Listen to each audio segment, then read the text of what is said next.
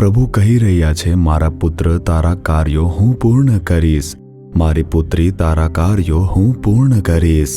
આમ પ્રભુ કહે છે, આપણા જીવનમાં જે રૂકાવટ છે તેને દૂર કરીને સફળ બનાવીને આશીર્વાદ આપવા માટે વધસ્તંભ પર તેમણે પોતાને બલિદાન તરીકે સમર્પિત કર્યું. હે પ્રભુ, હું મારા માર્ગો તમને આપું છું, તમે જ મારો એકમાત્ર આધાર છો. મારા માટે તમારા સિવાય કોઈ નથી, તમે છો, મેલ મિલાપ કરો મારા માટે. વધસ્તંભ પર મરીને ફરીથી સજીવન થયા છો પ્રભુ. આમ કહો, આજે ચમત્કાર થશે, કાર્ય પૂર્ણ થશે.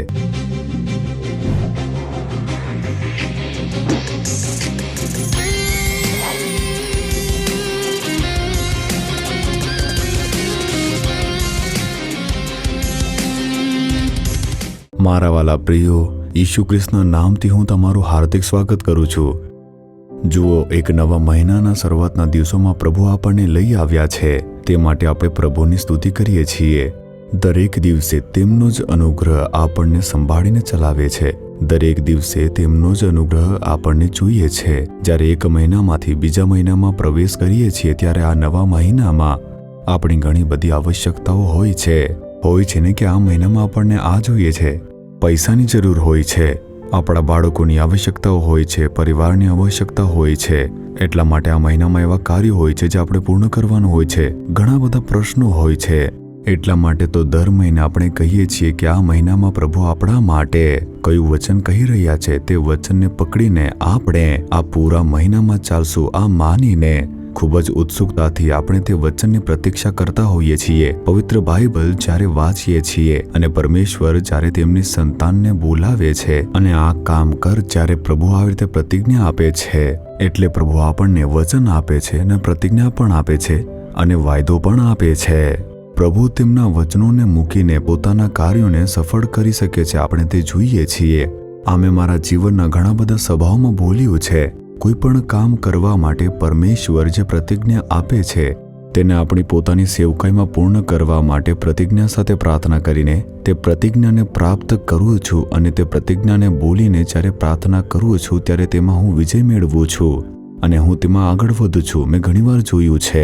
અને આવી જ આદતથી પરમેશ્વરની હરેક સંતાન દરેક દિવસે દરેક કાર્ય માટે પરમેશ્વર સાથે જીવવા માટે તેમને પ્રતિજ્ઞાઓને માનીને પોતાના જીવનમાં આગળ વધતા હોય છે. આવા પ્રકારની પ્રતિજ્ઞા અને વચનો પરમેશ્વરના માર્ગદર્શન દ્વારા હું તેનો પ્રચાર કરું છું. ઘણા લોકોને આમાં વિશ્વાસ નથી, એટલા માટે તે અંધવિશ્વાસી છે આપણે કહી શકતા નથી. તેમનો વિશ્વાસ તે અલગ પ્રકારનો હોય છે.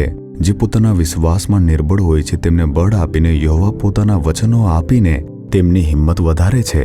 કેટલાક લોકો માટે જરૂરી છે પ્રભુ દરેક વિશ્વાસીઓની પરિસ્થિતિઓને જાણીને પ્રતિજ્ઞા આપીને તેમને દ્રઢ બનાવે છે. તે જ પ્રકારે આજે પરમેશ્વર તમને એક પ્રતિજ્ઞા આપીને આશીર્વાદ આપવા માંગે છે, એટલે જ વાત કરે છે અને તેનાથી પરમેશ્વર ઉપર તમારો જે વિશ્વાસ છે દ્રઢ બનશે અને પરમેશ્વર પ્રતિ જે પ્રેમ છે તે પ્રગટ થશે. એટલા માટે આજના દિવસે તમે ખૂબ જ ઉત્સુક થઈને પ્રતિજ્ઞાની પ્રતીક્ષા કરી રહ્યા છો. પ્રભુએ તમારા માટે એક પ્રતિજ્ઞા રાખી છે. આજે જ્યારે હું આ મહિના માટે પ્રાર્થના કરતો હતો ત્યારે યહોવાએ જે વચન આપ્યું, ગીત શાસ્ત્ર તેનું 37 તેની 5મી કલમ, તારા માર્ગો યહોવાને સોંપ, તેમના પર ભરોસો રાખ અને તે તને ફળીભૂત કરશે. યહોવા કાર્ય પૂર્ણ કરશે. યહોવા તમારા કાર્યોને સફળ બનાવશે. પ્રભુ કહી રહ્યા છે, મારા પુત્ર તારા કાર્યો હું પૂર્ણ કરીશ, મારી પુત્રી તારા કાર્યો હું પૂર્ણ કરીશ. આમ પ્રભુ કહી રહ્યા છે, તમે ખુશ છો ને? આ કાર્ય પૂર્ણ થઈ જ રહ્યું નથી. મેં કેટલી બધી પ્રાર્થના કરી ચૂક્યો છું, મેં ઘણું બધું કરી ચૂક્યો છું, પ્રાર્થના કરીને પણ મેં પ્રયત્નો કર્યા છે, પરંતુ આ કાર્ય વારે વાર અસફળ થાય છે. હવે આ થઈ જશે એવું લાગે છે, પરંતુ ફરીથી રૂકાવટ આવી જાય છે. આ પૂર્ણ થશે કે નહીં થશે, આ રૂકાવટની સાથે શું હું દુઃખી જીવન જીવતો રહીશ? આવી એક નિરાશા સાથે તમે આ સંદેશ સાંભળી રહ્યા હશો. પ્રભુ તમને જોઈને કહી રહ્યા છે કે મારા પુત્ર, તું નિરાશ થઈશ નહીં, હું તારા કાર્યોને પૂર્ણ કરીશ. મારી પુત્રી, તું નિરાશ થઈશ નહીં, તારા કાર્યો હું પૂર્ણ કરીશ. તે નોકરીનું કામ હોઈ શકે છે, લગ્નનું કોઈ કામ હોઈ શકે છે, કોઈ ઘર ખરીદવાનું કામ હોઈ શકે છે, સંતાન સુખ માટે આશીર્વાદ પ્રાપ્ત કરવાનું કોઈ કામ હોઈ શકે છે, બઢતી મેળવવાનું કોઈ કામ હોઈ શકે છે. આવું કોઈને કોઈ કામ જે તમારા માટે જોઈએ છે પ્રભુ કહી રહ્યા છે કે હું તારા માટે પૂર્ણ કરીશ. યહોવાનું કાર્ય તે કોણ રોકી શકે છે? કોઈ પણ રોકી શકતું નથી. તે અવશ્ય તે કાર્યને પૂર્ણ કરશે. આ મહિનાની અંદર આ કામમાં તમે સફળતા પ્રાપ્ત કરશો જ. તમે વિશ્વાસ કરો કે આ પ્રતિજ્ઞા, આ વચન મારા માટે છે અને પ્રભુ મારી સાથે વાત કરી રહ્યા છે. મારા માટે યહોવા આ કાર્યને જરૂર પૂર્ણ કરશે. ઈશુ મારા કામને પૂર્ણ કરશે એટલા માટે મને વચન આપ્યું છે. આમ બોલીને સંપૂર્ણ વિશ્વાસથી તમે આ વચનને પોતાનું બનાવી લો. તમારા માટે વધસ્તંભ પર લહુ વહાવીને મરવાવાળા પ્રભુ કહી રહ્યા છે કે હું તારા કાર્યોને પૂર્ણ કરવાનો છું. આપણા જીવનમાં જે રૂકાવટો છે તે દૂર કરીને સફળ બનાવીને આશીર્વાદ આપવા માટે વધસ્તંભ પર તેમણે પોતાને બલિદાન તરીકે આપ્યું. આપણને આશીર્વાદ આપવા માટે તે શ્રાપિત થયા. આપણને છુટકારો અપાવવા માટે આપણું દાસત્વ આપણા બધા જ કાર્યોને વધસ્તંભ પર ઉચકી લીધું છે. આપણને શાંતિ આપવા માટે આપણા પાપોને ધોયા છે. આપણને આશીર્વાદ આપીને ભલાઈઓને પ્રદાન કરવા માટે નિંદા, અપમાન, ચિંતા તે બધું જ તેમણે સહન કર્યું છે. આ બધું કોના માટે છે? તમારા માટે કર્યું. પ્રભુ કહે છે તારા માટે જ પુત્ર, તારા માટે જ પુત્રી. તને આશીર્વાદ આપીને આનંદિત કરવા માટે મેં અત્યાચારને સહન કર્યું છે. મેં તમારા કાર્યોને પૂર્ણ કરીશ. આમ પ્રભુ કહી રહ્યા છે. તે કેટલી મોટી સંતુષ્ટિ છે ને? પરંતુ પ્રભુ તમારા કાર્યોને પૂર્ણ કરે તેના માટે તે તમારા પાસેથી પણ કઈ અપેક્ષા રાખે છે. કેવી અપેક્ષા રાખે છે તે તમે જુઓ. તમારા માર્ગો તે યહોવાને સોંપી દો અને તેમના પર ભરોસો રાખ, ત્યારે જ હું તારા કાર્યોને પૂર્ણ કરીશ. તે પ્રતિજ્ઞા આપે છે. તેમાં બે બાબતો છે. આ બે બાબતોને મનમાં રાખીને પોતાના કાર્યો માટે સ્વયંને સમર્પિત કરશો તો વચન અનુસાર તે કાર્યોને પૂર્ણ કરશે. સૌથી પહેલા પ્રભુ કહી રહ્યા છે મારા પુત્ર, મારી પુત્રી, પોતાના કાર્યોની જે ચિંતા છે તે યહોવા પર સોંપી દો. તમે જો પોતાના માર્ગો પર જશો કે હું આવી રીતે ચાલીશ, મારી આ ઈચ્છા છે, હું આવી રીતે જ ચાલીશ, પરંતુ પ્રભુ મારા કામ પૂરા કરો, જો આમ કહેશો તો તે દૂર જતા રહેશે. તો માર્ગ યહોવા પર સોંપીને કહો, હે પ્રભુ, હું આવી રીતે જવા માંગુ છું, પરંતુ મારા માટે તે જરૂરી નથી. તમે શું કહો છો? તમારી ઈચ્છા અનુસાર જ મારું જીવન હું તમારા હાથમાં આપું છું. હવે હું મારા ઈચ્છિત માર્ગો ઉપર ચાલીશ નહીં, ઈચ્છા કાર્યોને કરીશ નહીં. તમે જે કહેશો, તમે જે પણ કહો છો તે કાર્ય હું કરવા માટે મેલમિલાપ કરું છું. તમારા વચન અનુસાર જીવવા માટે હું મેલમિલાપ કરી રહ્યો છું. પ્રભુ, હું મારા માર્ગો તમારા હાથમાં સોંપું છું. પ્રભુ, આવી રીતે તમારે તમારા કાર્યો પ્રભુને સોંપવા જ પડશે. આપણે પોતાની ઈચ્છાથી ચાલતા રહીશું ને એમ કહેશું કે યહોવા આપણા કાર્યોને સફળ કરશે તો તેમાં રૂકાવટો આવી જશે. આપણે મેલમિલાપ કરવું પડશે. આપણે પોતાના માર્ગો યહોવાને આપવા પડશે. કેટલીક વાર આ રૂકાવટો કેમ આવે છે શું તમને ખબર છે? વધારેતર લોકો આના વિશે વિચારતા નથી. રૂકાવટો દૂર કરવા માટે પ્રાર્થના કરશે, ઉપવાસ કરશે, દાસોને કહેતા રહેશે, પરંતુ રૂકાવટો દૂર કરવા માટે પરમેશ્વર શું ઈચ્છે છે તેના ઉપર વધારે લોકો ધ્યાન આપતા જ નથી.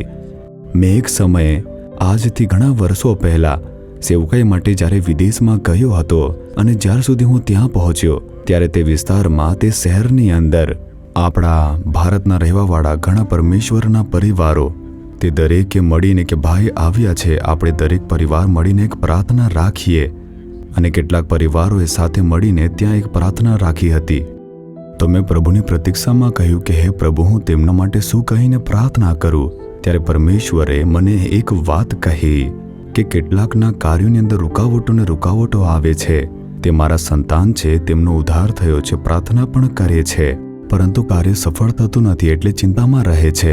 તેમના માટે એક કાર્ય છે, તે તેમને કહીને, તે બોલીને પ્રાર્થના કરશો તો હું સફળતા આપીશ, રૂકાવટો દૂર કરીશ.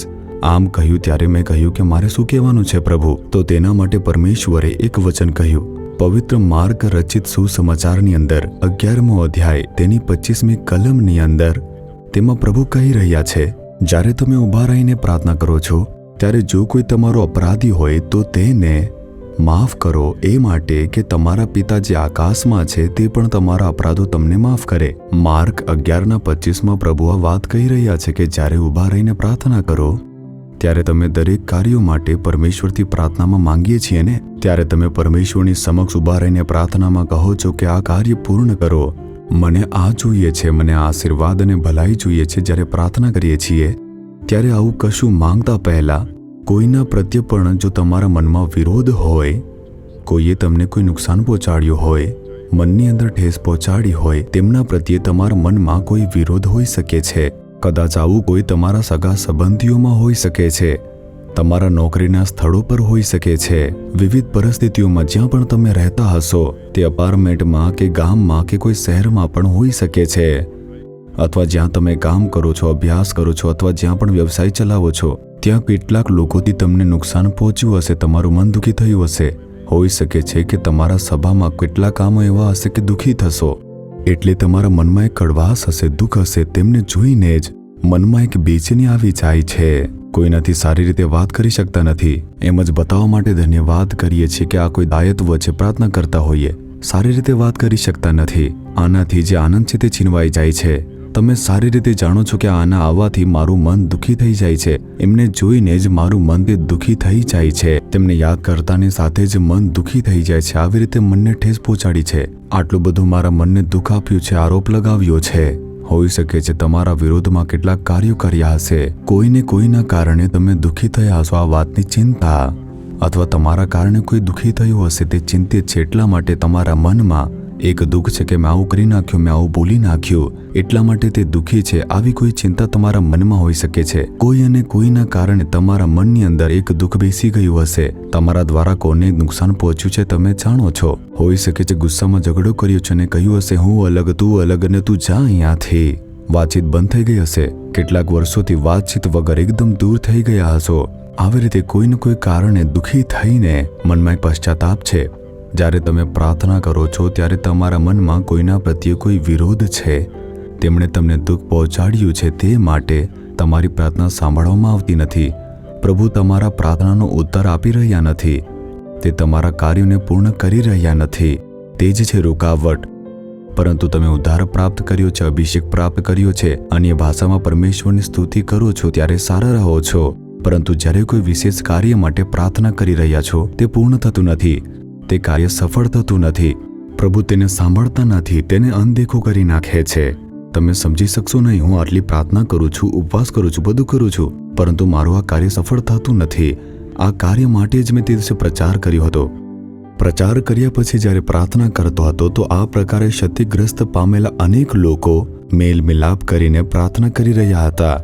તે સભામાં જે પરિવાર હતા, તેમના બાળકો, તે બધા લોકોએ પરમેશ્વરનો અહેસાસ કરીને તે દિવસે મેલ મિલાપ કર્યો કે હે પ્રભુ, મેં તમારા અનુગ્રહથી ઉદ્ધાર પ્રાપ્ત કર્યું છે, પરંતુ તેણે મારી સાથે જે ભૂંડું કર્યું તેને હું ક્ષમા કરી શકતો નથી. તમે મને ક્ષમા કર્યું પરંતુ હું બીજાને કરી શકતો નથી. તે દ્વેષ હજુ પણ મારા મનમાં છે. આવી રીતે બોલીને તે રહેતા છે વિદેશમાં, અને જેને દુઃખ પહોંચાડ્યું તે ભારતમાં છે.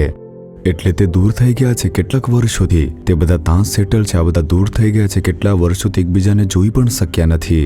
પરંતુ પરમેશ્વરે અહેસાસ કરાવ્યો કે જે પણ દ્વેષ છે તે બધાને દૂર કરો, અને તરત જ મેલ મિલાપ કરીને તેનો માર્ગ બરાબર કરીને પ્રભુને સમર્પિત થઈને પોતાના મિત્રો દ્વારા ખૂબ જ મુશ્કેલીથી તેનો જે નંબર હતો તે પ્રાપ્ત કરીને ત્યાંથી જ તેમણે ફોન કર્યો.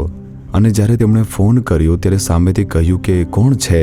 મેં છું. જ્યારે મેં પોતાનો પરિચય આપ્યો તે કશું પણ બોલી શક્યા નહીં. ઘણા વર્ષો થઈ ગયા હતા, બંને ઝઘડાના કારણે દૂર થઈ ગયા હતા, વાતચીત ન હતી. ત્યારે તેમણે કહ્યું કે આટલા વર્ષોથી તારા પ્રત્યે મારા મનમાં એક પશ્ચાતાપ હતો, એટલા માટે આટલા વર્ષોથી મેં તારા સાથે વાત ન કરી, પરંતુ હવે પરમેશ્વરે મારી સાથે વાત કરી કે આ ખોટું છે, કે તારા મનમાં તેના પ્રત્યે કડવાશ છે, તું ક્ષમા કરી દે, તેનાથી મેલ મિલાપ કર. આમ પ્રભુએ કહ્યું, એટલા માટે હું વાત કરું છું, અને એટલા માટે હું ક્ષમા કરીને બધું જ ભૂલી રહ્યો છું. અને જો મેં તને કોઈ પણ કારણે દુઃખ પહોંચાડ્યું હશે તો દયા કરીને મને પણ ક્ષમા કરો.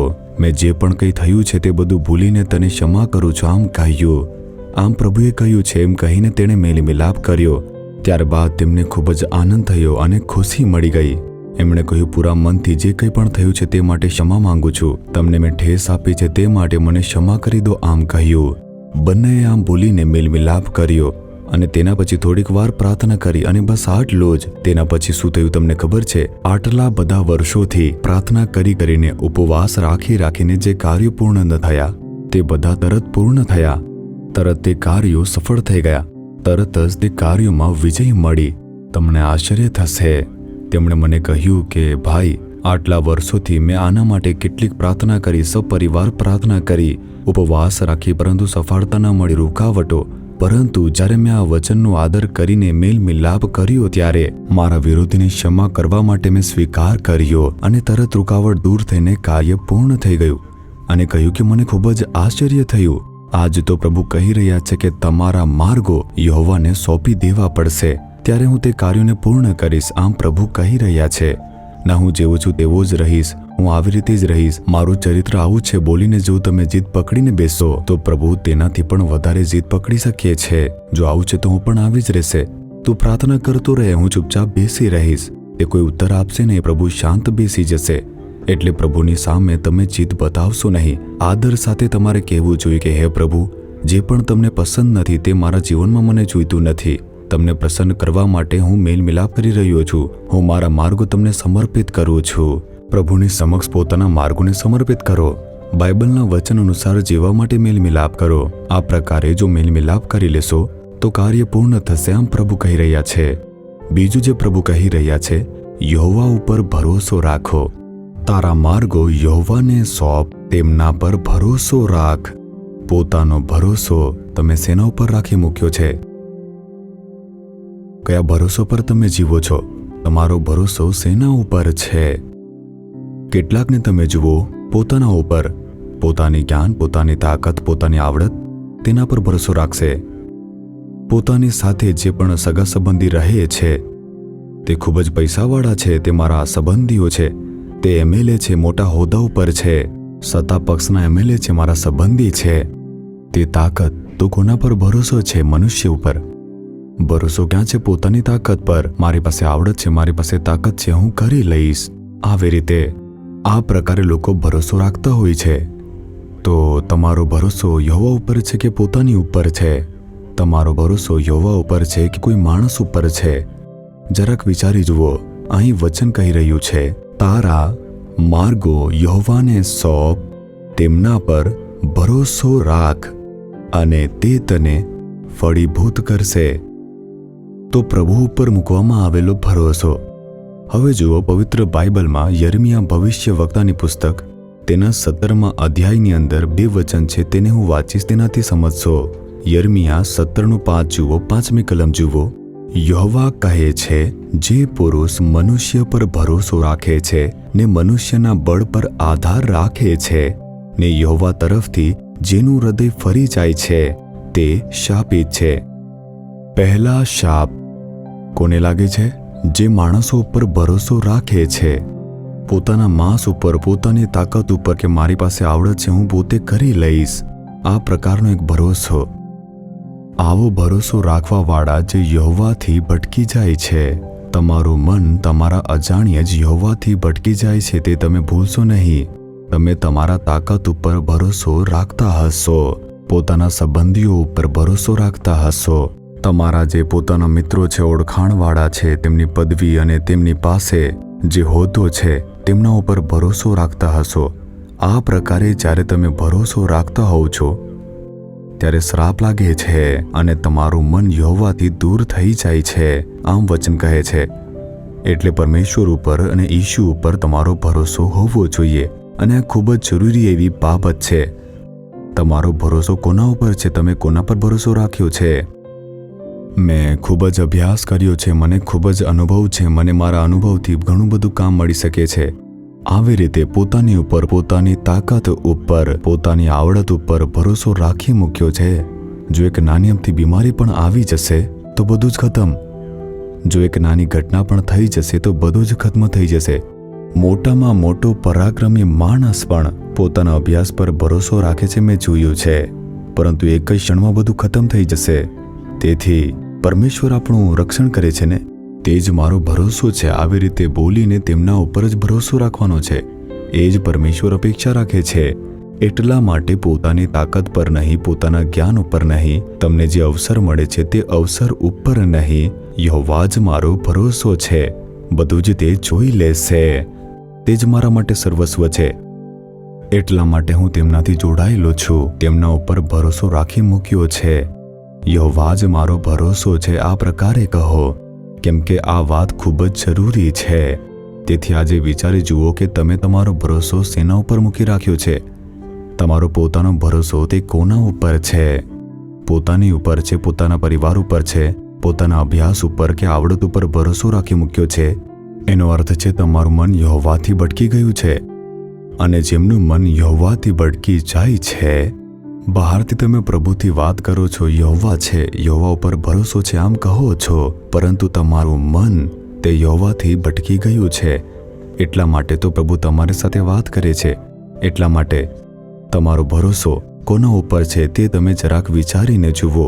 આ જુલાઈના મહિનામાં મેં જ્યારે અમેરિકામાં ગયો હતો તો અમેરિકામાં જે કેપિટલ પાર્લામેન્ટ છે ને તે બતાવવા માટે મને ત્યાં લઈ જવામાં આવ્યો અને ત્યાંની પ્રભુની ક્ષમતાને મારા માટે એક પાસ કાઢ્યો. અને જે સમયે મેં પાર્લામેન્ટના ભવનની અંદર ગયા ત્યાં પાર્લામેન્ટ ચાલી રહ્યું હતું, પાર્લામેન્ટમાં ચર્ચા ચાલી રહ્યું હતું અને તે પણ બચતના વિશે. તે દિવસે બજેટ ઉપર ચર્ચા થઈ રહી હતી. તે બજેટ ઉપર નિર્ણય લેવાનો દિવસ હતો. તેના માટે વોટિંગ કરાવીને બધાનો પક્ષ વિપક્ષ લઈને બધા માટે વોટિંગ લઈને અને તેના માટે સ્પીચ જે ભાષણ આપવામાં આવી રહી હતી અને બજેટ માટે ત્યાં એક ડિસ્કશન થઈ રહ્યું હતું. અને ત્યાં એક કહે છે, અમે દૂરથી જોઈ રહ્યા છે અને પછી તે કહી રહ્યો છે અને તેનું વાત સાંભળીને બધા તાળી વગાડી રહ્યા છે. અને કેટલીક વાર જે લોકો વિપક્ષમાં છે તે પણ તાળી વગાડી રહ્યા હતા. મને આશ્ચર્ય થયું, આ શું થાય છે? તેની વાતની અંદર એટલો ભાર હતો. તે આવી રીતે બોલી રહ્યો છે તેને જોઈને આશ્ચર્ય થયું. હું જાણતો ન હતો કે તે કોણ છે. મેં તેને ધ્યાનથી જોઈ રહ્યો હતો. તેના પછી મને કહેવામાં આવ્યું કે આ અમેરિકાના સરકારમાં 3જા નંબરનો વ્યક્તિ છે. પહેલા નંબર પર હોય છે અમેરિકન પ્રેસિડેન્ટ, રાષ્ટ્રપતિ. બીજા નંબર પર હોય છે વાઇસ પ્રેસિડેન્ટ, ઉપરાષ્ટ્રપતિ. અને ત્રીજો જો હોય છે તેને સ્પીકર કહેવાય છે, જે બોલવાવાળો હોય છે. અને તેમનું જે નામ છે માઇક જોન્સન છે, ખૂબ જ પ્રભાવશાળી વ્યક્તિ. આ તે છે એમ મને કહ્યું. તો અંતમાં પોતાની વાત પૂરી કર્યા પછી એક વાત કહી. તેમણે શું કહ્યું ખબર છે?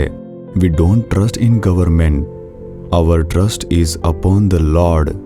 આ પ્રકારે તેમણે કહ્યું, મારો ભરોસો તે સરકાર ઉપર નથી, અમે અમારો ભરોસો પ્રભુ ઉપર રાખીએ છીએ. વી ટ્રસ્ટ ઇન ધ લોર્ડ. આવી રીતે બોલીને બધા સાંભળીને ઊભા થઈને તાળી વગાડવા લાગ્યા. અને આ અમેરિકાના પાર્લામેન્ટમાં થતું હતું. તેમણે દ્રઢતા સાથે કહ્યું કે અમે તેમના ઉપર ભરોસો રાખીએ છીએ, યહોવા ઉપર ભરોસો રાખીએ છીએ આમ કહ્યું. હવે જુઓ, અમેરિકાને સ્વતંત્રતા પ્રાપ્ત થયાને 250 વર્ષ થવાના છે. હમણાં 249 થયા છે. આગલા વર્ષે 250 વર્ષ થઈ જશે.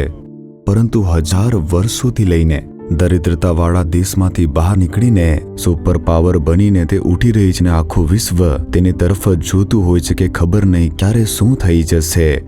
આટલો એમને આશીર્વાદ મળ્યો, તે સક્સેસફુલ છે, ઉન્નતિ પ્રાપ્ત કરી. એનું કારણ શું છે? ત્યાં સરકાર ચલાવવાવાળા વધારેતર જે મુખ્ય લોકો છે તે ઈશુ પર વિશ્વાસ રાખે છે કે તેમનો ભરોસો તે યહોવા ઉપર છે. તે જ અમારો દેશ ચલાવે છે, તેના ઉપર જ અમારો વિશ્વાસ છે. અને આ જે વિશ્વાસ છે તે તેમના પૈસામાં બતાવે છે કે ગોડ વિથ અસ. અમે તેમના પર ભરોસો રાખીએ છીએ બોલીને. તેમની જે નોટ છે, તેમની જે ડોલર છે તેના પર લખેલું છે, તે કોઈન્સ ઉપર બી લખવામાં આવ્યું છે. પ્રભુ પર જે ભરોસો છે તે બહાર પ્રગટ કરી રહ્યા છે. એટલા માટે તે દેશે આટલી ઉન્નતિ પ્રાપ્ત કરી આપણે જોઈએ છીએ. એટલા માટે મારા વાલા પ્રિયો, હવે તમારો ભરોસો કોના ઉપર છે થોડું વિચારીને જુઓ. કોના ઉપર તમે તમારો ભરોસો રાખી મૂક્યો છે? શું તમારી આવડત પર મૂક્યો છે? મારાથી થશે, હું બધું જ કરી લઈશ, મને આનો ઘણો બધો અનુભવ છે, મારી પાસે એક્સપિરિયન્સ છે, બધું થઈ જશે આમ વિચારો છો? મારા ઓળખાણમાં ઘણા મોટા મોટા લોકો છે, તેમની પાસે પૈસા છે, મોટો હોદ્દો ધરાવે છે, તેમની પાસે અધિકાર છે, બધું થઈ જશે.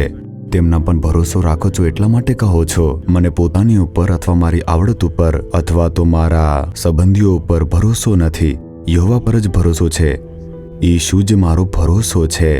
તે બધું સંભાળી લેશે, તે ચલાવશે, તે બધું સહાયતા કરશે, તે મારા માટે બધું જ છે. યહોવા સાથે જોડાઈને રહેવું. આજ તો વચન કહે છે, તમે જુઓ 7મા વચનમાં, જે પુરુષ યહોવા પર ભરોસો રાખે છે ને જેનો આધાર યહોવા છે તે આશીર્વાદિત છે.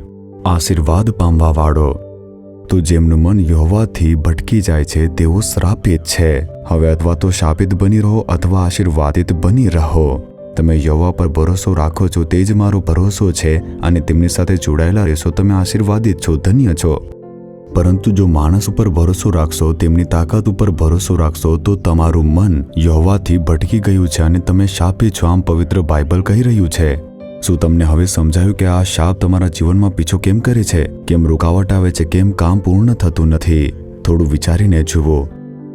તમારો ભરોસો તે કોના ઉપર છે, કોની ઉપર છે, જરાક વિચારીને જુઓ.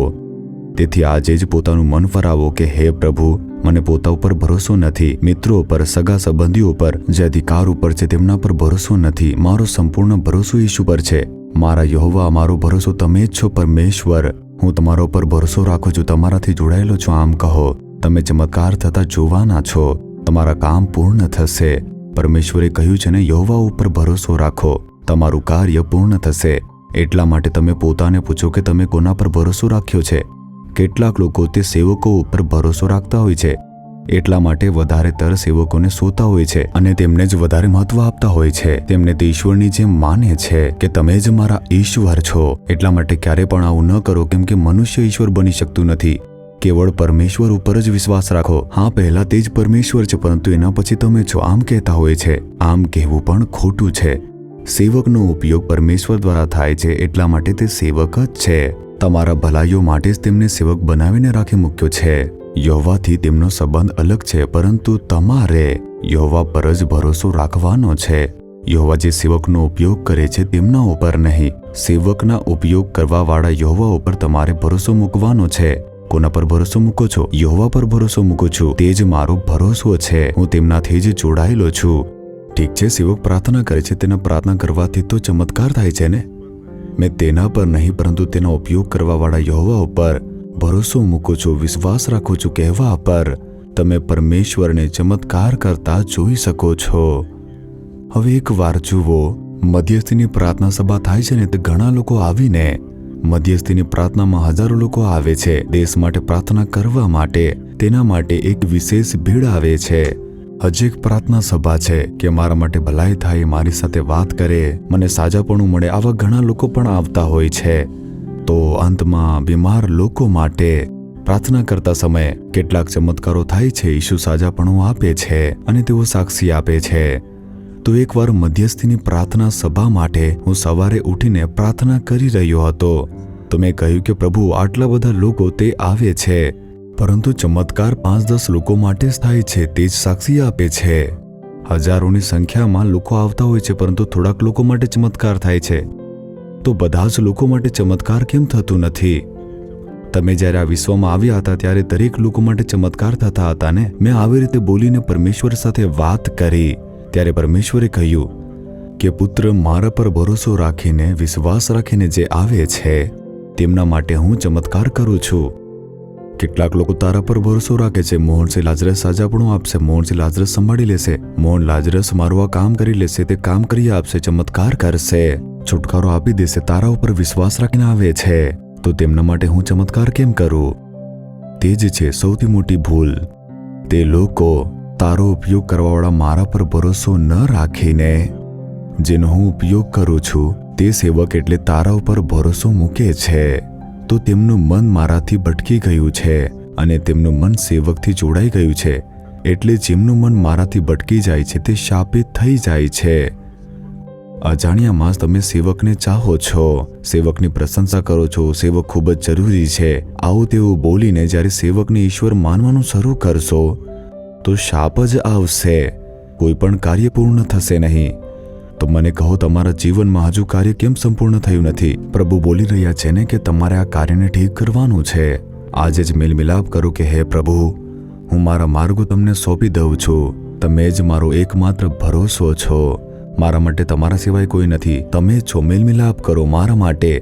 વધસ્તંભ પર મરીને તમે ફરીથી સજીવન થયા છો. આમ કહો, આજે ચમત્કાર થશે, કાર્યો પૂર્ણ થશે. મેલમિલાપ કરશો. આપણે પ્રાર્થના કરીએ. હવે આંખો બંધ કરો.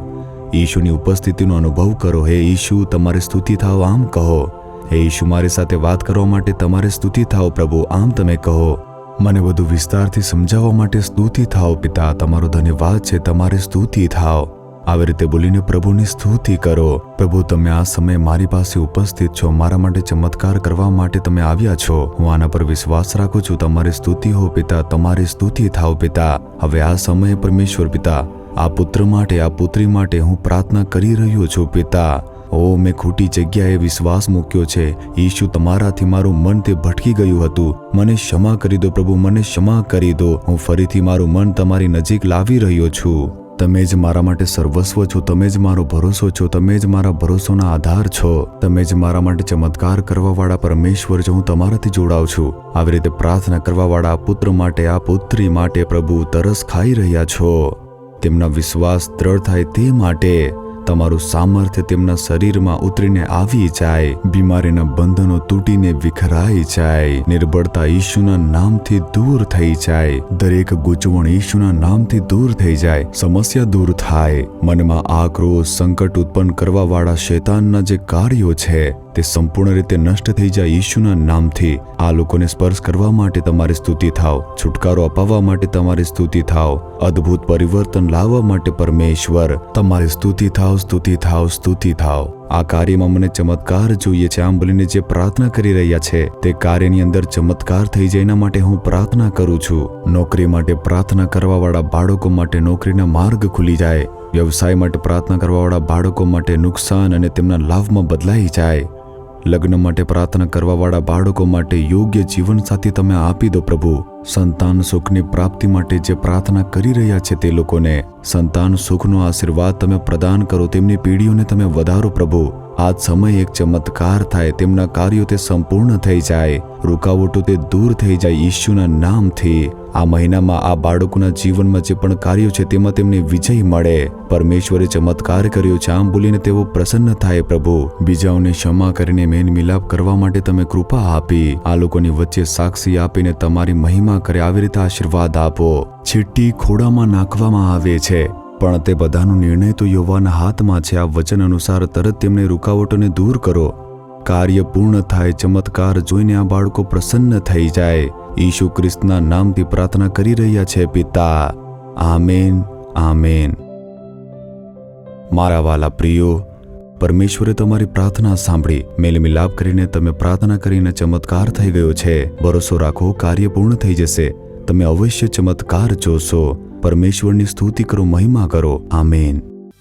For further details and prayer support, contact Jesus Redeems Ministries, Nallumavadi, Tuticorin District, 628211. Our phone number 04435454545. Email info@jesusredeems.org. Our website www.jesusredeems.com. God bless you.